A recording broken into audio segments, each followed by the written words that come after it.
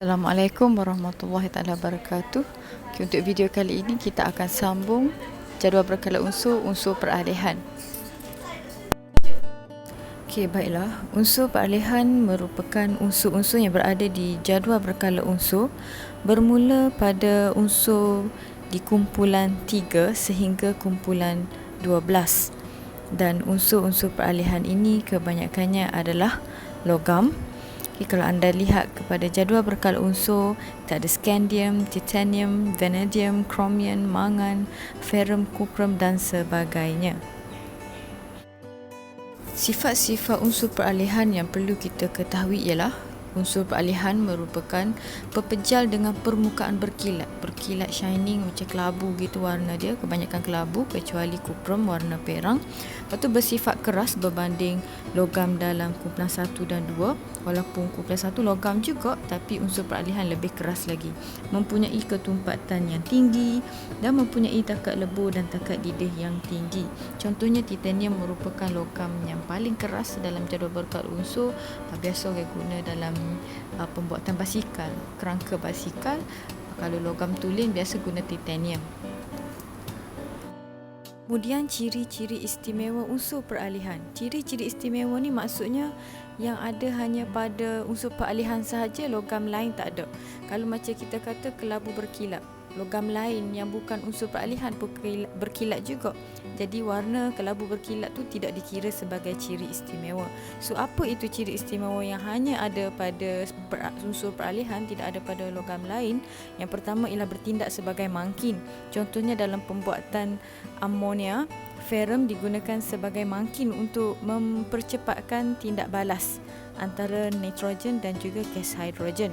Yang kedua, unsur peralihan mempunyai ion yang mempunyai warna. Contohnya warna cuprum 2 warna biru, mangan warna ungu, kromium berwarna jingga dan sebagainya. Yang ketiga, unsur peralihan mempunyai lebih daripada satu nombor peroksidaan. Nombor peroksidaan ni ialah cas. Okay, kromium ada nombor peroksidaan positif 3, positif 6, mangan ada positif 2, positif 4, positif 7. Tetapi kalau unsur yang bukan peralihan, contohnya natrium.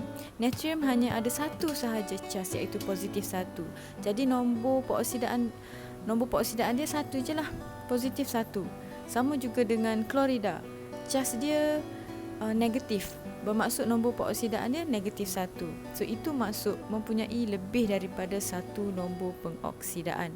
Yang keempat, unsur peralihan boleh berbentuk ion kompleks. Ion kompleks ni nak sebut pun payah.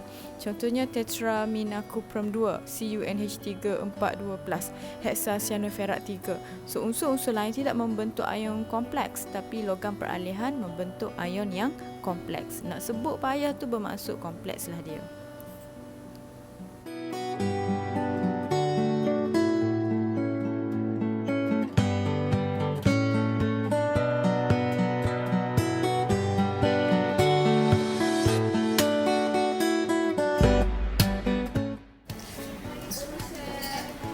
Antara kegunaan unsur peralihan dalam industri ialah ferrum digunakan dalam proses haba untuk menghasilkan amonia, platinum digunakan dalam proses Oswald untuk menghasilkan asid nitrik, vanadium 5 oksida digunakan sebagai mangkin dalam penghasilan asid sulfurik, nikel dan platinum digunakan dalam proses penghidrogenan minyak sayuran untuk membentuk margarin. So bahan-bahan tersebut merupakan unsur-unsur peralihan yang digunakan sebagai mangkin dalam industri.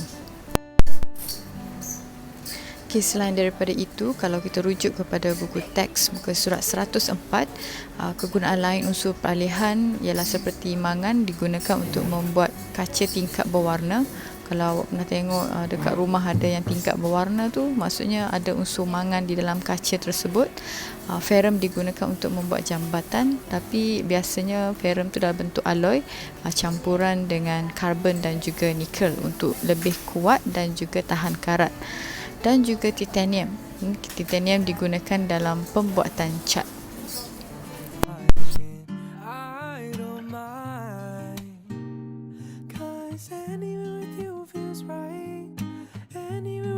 Feels like Paris in the rain, Paris Paris in the rain. We don't need a fancy town or bottles that we can't pronounce, 'cause anywhere